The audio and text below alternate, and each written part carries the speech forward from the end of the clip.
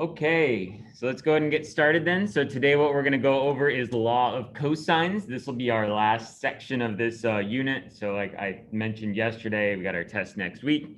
And so some of you may be thinking, all right, we did a law of sines yesterday. We're doing law of cosines today. Is there a law of tangents is a very common question at this point, and I think a logical question. And the answer is no. The good news is, though, we really don't need the law of tangents. The law of sines and the law of cosines will kind of cover everything, okay? So here is the law of cosines we see here. So it says little a squared equals b squared plus c squared. And so those are all sides. Remember, the kind of normal small letters are sides. And then minus 2 times b times c. So those b and c show up again here. And then times cosine of alpha. So we do have one angle here, and it is alpha. And we have the other versions of the formula. I really only kind of follow the first version. And I just always remember that the angle in the back is always going to be opposite of the side in the front. They're on opposite sides of the formula. They're on opposite sides of the triangle as well, however you're doing this, okay? So definitely, I would say a little bit more complex than the law of sines for sure. And so why would we use the law of cosines then if it's more complex? Well, I would only use the law of cosines in cases where the law of sines does not work. And so we see here, that's kind of in our essential question. How do we find sines and angles on an oblique? And oblique again means non-right triangle, if you need to define that. Because on a non-right triangle, we would just use SOHCAHTOA, right? But on a non-right triangle, if law of sines does not work, then we would use this, okay? And why would law of sines not work? Well, remember I always told you about law of sines, that what we need for law of sines to work is an angle with its opposite side, right? We need one of those complete fractions from law of sines. So there are a couple of cases when the given information does not give us that, okay? And so that would be when I would just switch over to law of cosines. So the only two cases are here, side angle side, and side side side. So that's what we'll be looking at here for law of sines, okay? Or sorry, law of cosines, excuse me. Okay, so let's kind of jump into it here and scroll down and do some problems. Number one, you can see it's all three sides given and no angles. I actually want to do that one second. So I put these in an order I don't love actually, but let's jump down and do number two first because I prefer this one first to get an introduction into law of cosines. So let's go ahead and do number two. Okay, so number two, let's draw our triangle here. So we have angle alpha, we'll label as that one, it would be 40 degrees. All right, and then side B, so we'll label Bravo over here, so then side B would be 100 over here. We'll label gamma over here, or if you want to call it big C, that's fine too. And so then 210 is over here, right?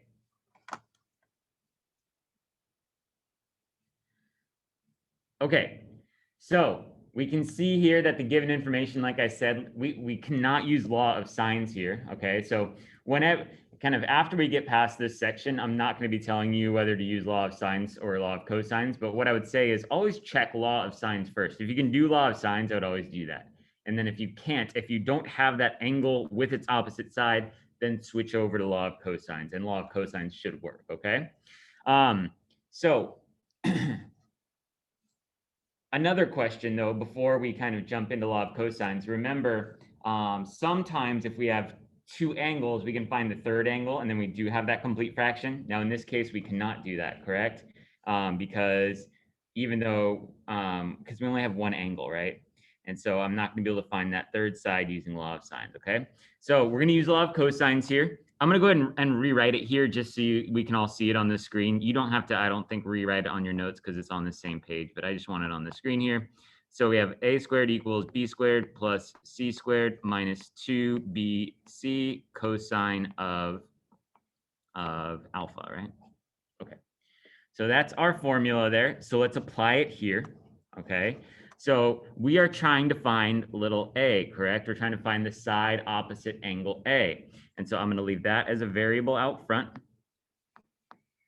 All right, and then b squared. So that's one of the sides squared. It doesn't honestly matter which side you put, which is b and which is c. It's just the other two sides squared and added together. So I'm going to do that here. Minus 2 times those two sides multiplied together. So you see those two sides show up twice in the formula, okay? So they're squared and added together, and then they're multiplied by each other and by -2, and also by cosine of the opposite angle, which in this case is 40 degrees, okay? So that is, oh, that's not it, okay? One more thing I would like to do, and then I'm actually just going to be typing everything into a calculator. I would like to isolate A. Okay, I'd like to isolate side A. Now, you may say that side A is isolated right now, but it's actually not because it's A squared, correct? So the only thing I would need to do to isolate A is to put all of that inside of a square root. And so from there, it's just typing into a calculator at this point, honestly. To find the side, although the formula is kind of long, it's not that difficult, okay? We're just plugging and chugging here, and we're gonna kind of immediately type it into a calculator. Okay, so I'm gonna go ahead and type all of that into I'm gonna use Desmos here. Okay, so let's get typing. Okay, so what do we got? We have the square root, which I always use SQRT on Desmos if you're using that. So square root of, and we have 100 squared plus 210 squared minus 2 times 100 times 210 times cosine of 40. Okay, so I got my answer there, but something I just realized is I'm doing cosine of an angle in here. And so anytime I'm doing sine, cosine, or tangent, and I'm thinking, okay, that angle, that 40 is in degrees, I need to actually double check this to make sure I'm in degree mode. And I look, and I'm actually in radian mode. So that is actually an incorrect answer right now. So let's go ahead and switch to degree mode. So we get about 148. We'll call it 148.1. So there we go. I got that side, 148.1. Always got to double check it with mode here, correct? Once again, if the angle is given in radians, then definitely do it in radian mode. But if it's given in degrees, we need to do it in degree mode, okay? All right, so we got 148.1. So we will transfer that over here, 148.1.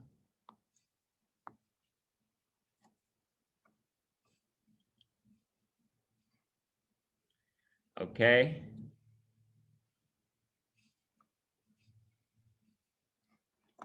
So that sounds good. So next thing I'm going to do is I am going to find the two other angles, right? Because it said to solve the triangles. So I need to find all sides and angles. There's always 3 pieces of information. So you need to find 3 more. So I found a side. Now I need to start finding angles, okay? So how do I find angles? Well, technically you could use law of cosines to find these angles, but we're going to find out in a minute here that using law of cosines to find angles is actually pretty difficult. So the good news is now I can actually switch over and I can now use law of sines to find the missing angles. Why am I allowed to use law of sines to find the missing angles? Well, that's because now I actually have one complete fraction here, correct? I have one angle with its opposite side as known values. So I can set that equal to another angle with its opposite side,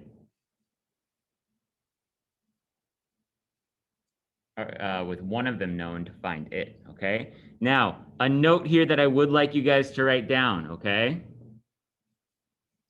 I want you to find the biggest angle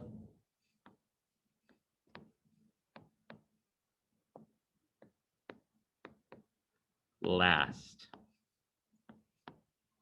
I want you to always find the biggest angle last, okay? Why do I want you to find the biggest angle last? Well, it goes back to, if you remember last section, we talked about the ambiguous case of law of sines. We mentioned it briefly, but we didn't really learn about it. So we're kind of avoiding that. And so I'll tell you here, if you find the biggest angle last every time, you will avoid the ambiguous case. It's just going to make your life easier, and I'll make sure we avoid questions where it's applicable, okay? So just do me that favor, find the biggest angle last on all of these problems, and you'll avoid that issue. Well, Mr. Berry, how do I know which is the biggest angle if I don't know what the angles are? Well, remember Mr. Berry's trick for knowing the relationships between angles and sides, right? The biggest angle is always opposite the biggest side. And so I know in this case that angle gamma, or angle big C, is going to be our biggest angle because it's opposite 210, which we now know is our biggest side, right?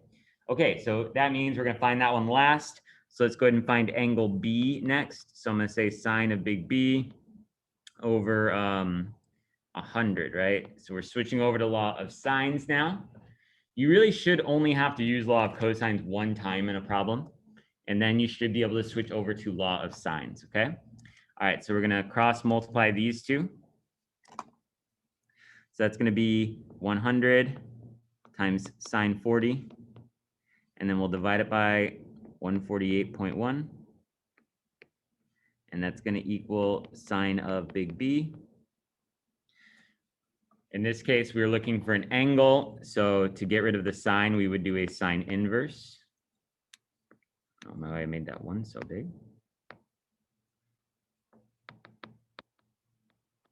All right, so then on the right side, the sine inverse cancels out with the sine. That gives me B. And now I have to type this into the calculator. So sine inverse of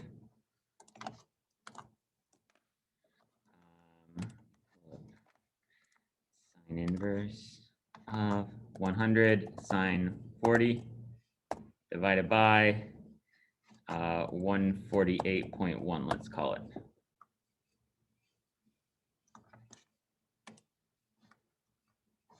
All right, I'm still in degree mode, so that answer is in degrees. So it's going to be 25.7.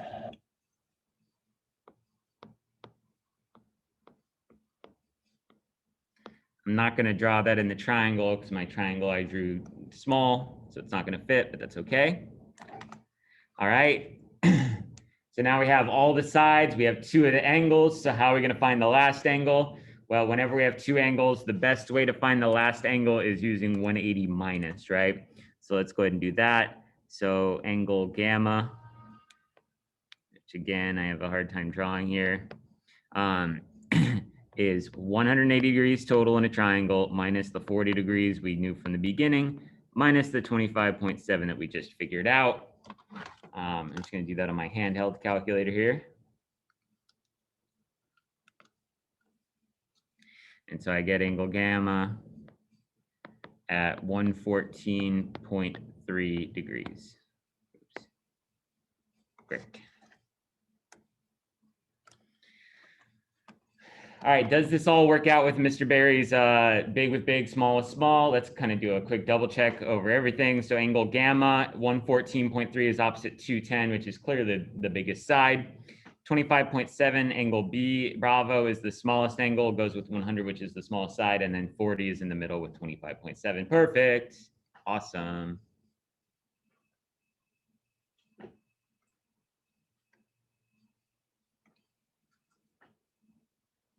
All right. So now we're going to go back up and do number one, but I'll pause for a minute in case I was going too fast.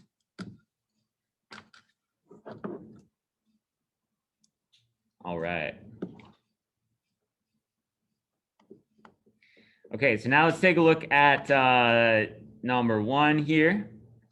Okay, so this is the one where we're given all three side lengths, correct? Okay, so let's draw that really quick. We got 5, we got 8, we got 12. Triangle not drawn to scale. So we'll call this angle alpha, call this angle bravo, and we'll call this angle gamma.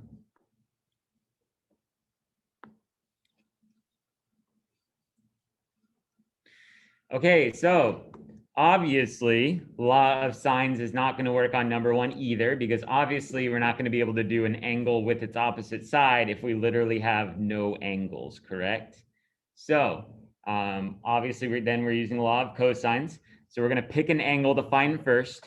Now I told you on the previous question, we want to find the biggest angle last, right? So on this one, it sounds like we're going to find angle gamma last. Which angle do we want to find first? I would say it doesn't really matter between alpha and bravo. We get to choose here. I'm going to go ahead and use, I'm going to go ahead and find angle alpha. So if I'm going to find angle alpha, then that means at the end of my formula here is going to be cosine of alpha. Okay, I know that's at the end, right? Because that's what I'm trying to find. Actually, I might need more space than that. I'm going to move this equal sign a little bit over. I don't know angle alpha, so in this case, I'm leaving it as a variable. And so if I'm putting angle alpha back here, that means that side A, its opposite side needs to go in front. Now, in this case, side A is a known value, correct? And so I have to put the number in for that. So I'm going to put 5 squared. All right, so then the other two sides are 8 and 12. Now, the order I put these two in does not matter, but what is super important, like I said, the side out front of the formula is opposite the angle out back of the formula, okay? So I'm going to do here 8 squared plus 12 squared minus 2 times 8 times 12 times cosine of alpha, all right?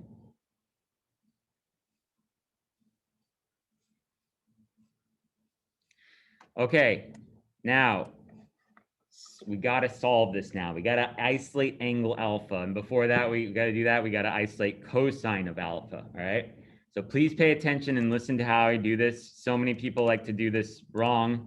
They don't like to do it wrong, but the way they like to do it is wrong. So let me kind of give you some advice here that'll kind of make this easier on you. So what I would always do is I would calculate this, I would calculate this, and I would calculate this all individually, okay? So 5 squared, I think we know is 25. 8 squared plus 12 squared, I'll go ahead and use my handheld calculator for that. That's going to be 208. Negative 2 times 8 times 12 will be negative 192 cosine of alpha. Okay, so simplify those 3 expressions, okay? Those should all be numeric when you're looking for these angles.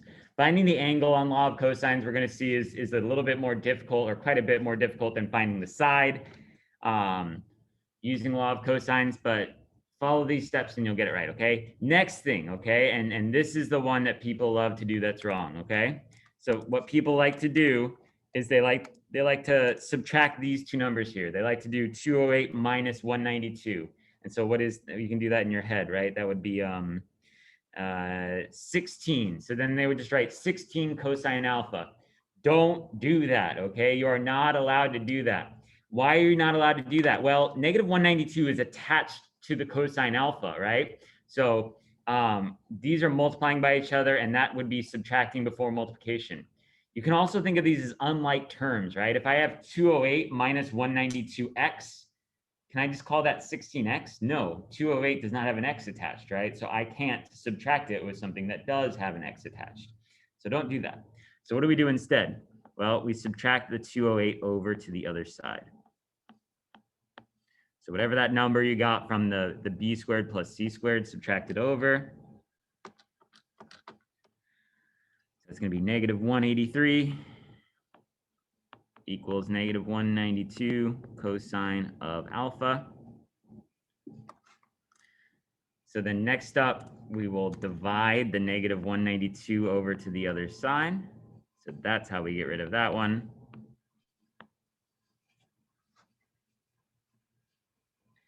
And look at me. I've isolated my cosine alpha. I'm not going to type that 183 divided by 192 into a calculator yet, because I'm going to do that in a minute here as part of a different operation. So I would just leave that as a fraction for now. So we have cosine alpha equals that fraction, right? Well, how do we get rid of a cosine? Well, we have to use a cosine inverse, right? So I'm going to do cosine inverse of that fraction. And since it's a negative divided by a negative, I'm going to save some time and just write it as a positive over a positive. It is possible for that fraction to be a negative. You could have a negative over a positive or a positive over a negative. So it is possible, but in this case, it's not. And that's going to equal alpha, right? So we're going to do cosine inverse of 183 over 192.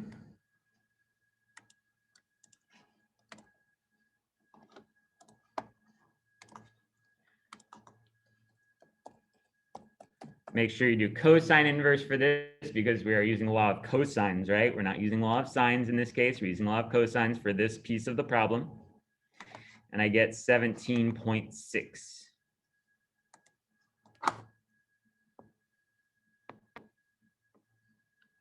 I was still in degree mode, never changed that, and I've done a couple problems already, so I think I'm good there. 17.6 degrees is a small angle on a triangle, but I'm not gonna panic because what's it? I'm finding the smallest angle, correct? So it's not that crazy that it would be a small angle because 5 is the smallest side. Awesome. So there we go. We found an angle using law of cosines. Not too fun. If you ask me, it does take some work, okay? But if you follow those steps, you're going to get it right every time. And the good news now is that even though we need to find the other two angles, we're not going to have to use law of cosines again. Because now, remember, once you find one piece of information using law of cosines, you should be able to switch over to law of sines, which we are. So now we know sine of 17.6 over its opposite side of 5 equals sine of Bravo over 8.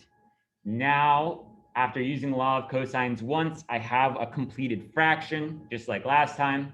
So I'm able to switch over to law of sines, which, especially for finding an angle, is a lot easier, I think. Why am I finding angle Bravo next? Well, remember I said I would like to find the biggest angle last. So that's why we're doing that. Okay, so we're going to go 8 times sine of 17.6 divided by 5 equals sine of Bravo. So we'll finish that up with a little sine inverse.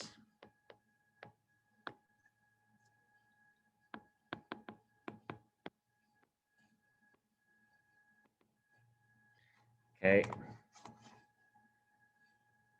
So now I'm going to type that in the calculator.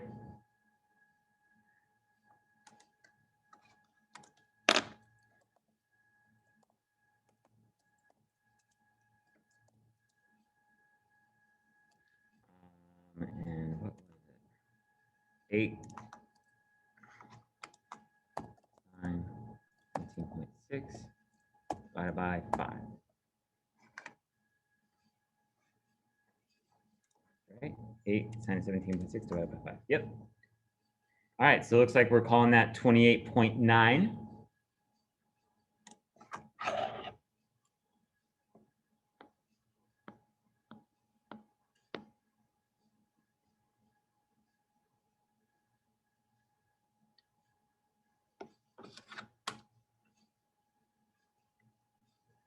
Okay, so now we have two angles. Could we use law of cosines to find the third angle? Yes, technically we could. Could we use law of sines? Yes, technically we could. Can we do 180 minus the other two angles? Yes, we could, and that's what I would say we should do. So 180 minus 17.6 minus 28.9 is going to equal gamma.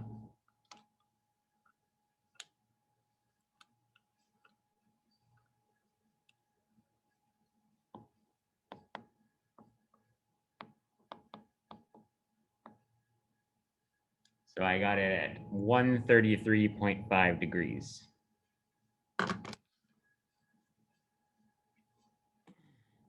My angle relationships making sense here. 17.6 is opposite 5. That's good. That's small with small. 133.5 is opposite 12, big with big. And then 28.9 with 8, medium with medium. Awesome. Perfect.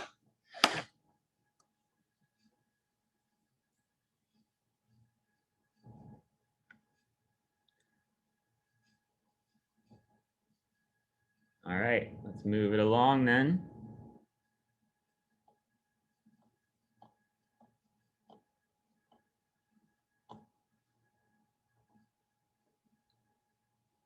Okay, awesome. So next thing, we're going to kind of switch gears a little bit here. So obviously that law of cosines kind of takes a while. So I don't want to waste your time doing a bunch of problems here. So next up, what we're going to talk about here is triangle area.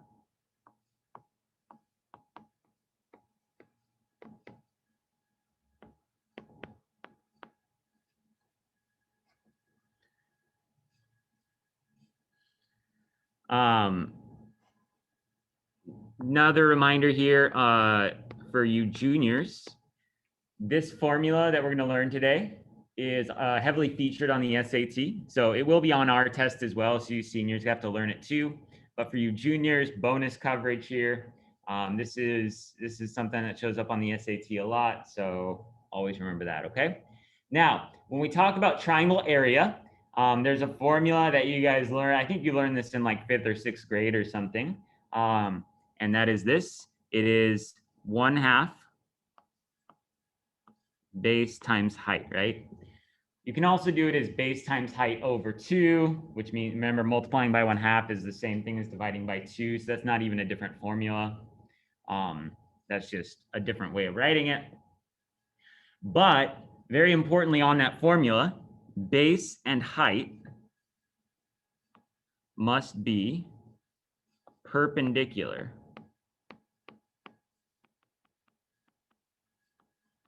You can only use that 1/2 base times height formula if you have two sides that are perpendicular. What does perpendicular mean? It means they meet at a right angle. So if you have two side lengths that meet at a right angle and you want to find the area, then by all means, use 1/2 base times height. That's fine. Number 3, do 10 and 15 meet at a right angle? Sure. So the area equals 1/2 times 10 times 15. So what is that? 5 times 15? So 75. Nice and easy. Number 4, sometimes they'll give you like, it's not a right triangle, but they'll give you what we call an altitude here. So a side length that goes from the base all the way up to the highest point. Do 12 and 15 meet at a right angle? Yes, they do. So then we can use them for 1/2 base times height as well.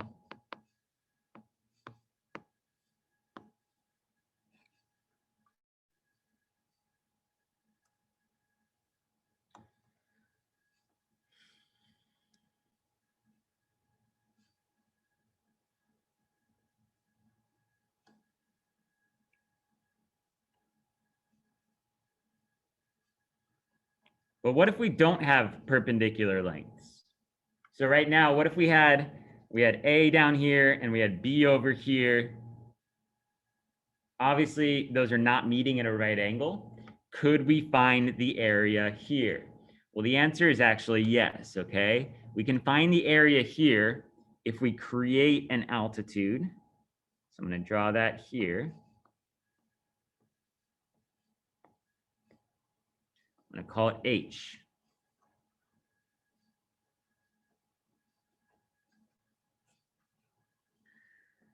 So then we know that area would equal 1/2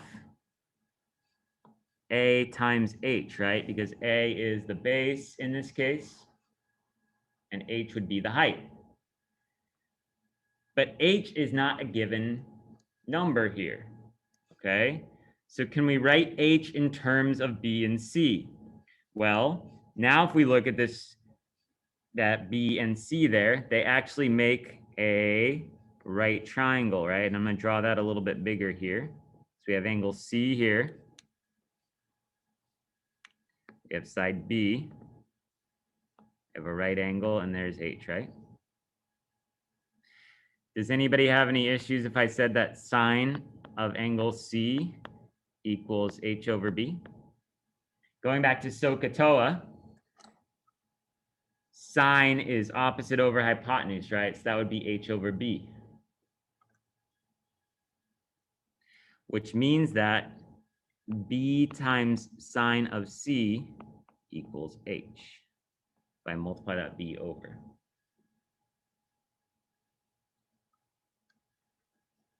So if I do substitution here, kind of color code this. Substitution, I'm going to take this and I'm going to plug it in for the H right here. Then my formula for area of a non-right triangle is as follows: 1/2 AB times sine of C. So you can use this to find the area of any triangle. I'll make a note here. As long as angle C, or I'm going to say sides A and B meet at angle C. So if you have two sides next to each other and you know the angle in between them, you can always use area equals 1/2 AB sine C to find the area.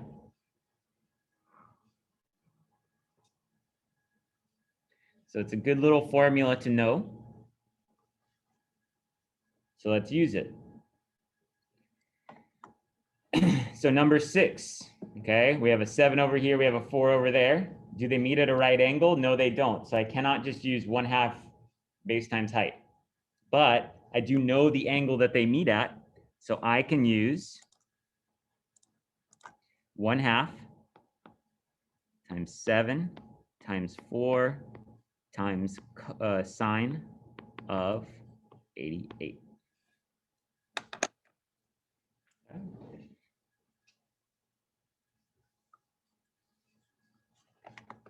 I wouldn't worry about like what you're calling A, B, and C here. Just remember for this formula that angle has to be in between the two sides, okay? So 1/2 times 4 times 7 times sine of 88. So that one is going to be close enough to 14 that I'm just going to call it 14.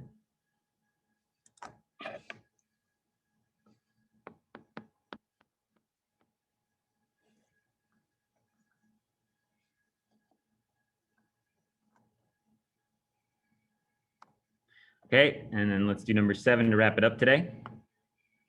So number 7, 11 and 15, do they meet at a right angle? I would say probably not. Do I know the angle that they meet at? I actually do not, okay? So what am I gonna do? Well, I have to find more information on this triangle before I can use that formula, because I need to know this angle over here, right? So what can I do? Well, I notice that I have an angle with its opposite side, right? So that to me tells me I can use law of sines.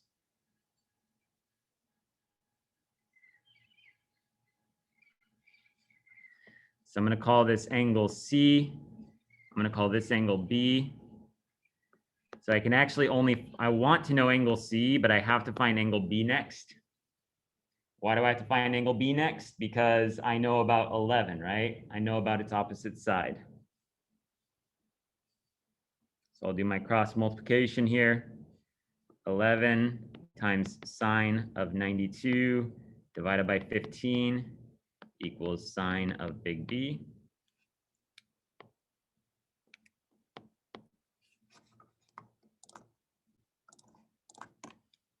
All right, I need to do sine inverse. So then angle B equals sine inverse 11 sine 92 over 15.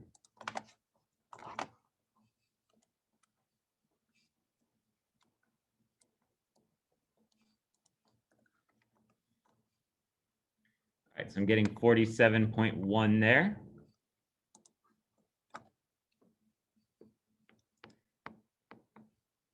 Now that's great for angle B, but what I really cared about was angle C, because angle C is the one that's in between my two sides that I know.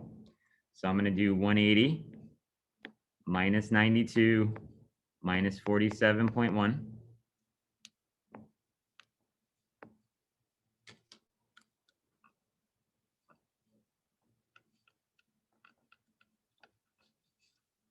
And I get 40.9 degrees here. So now do I know two sides and their included angle to find the area? Yes, now I do, okay? So I'm gonna do 1/2, 11, 15, sine of 40.9.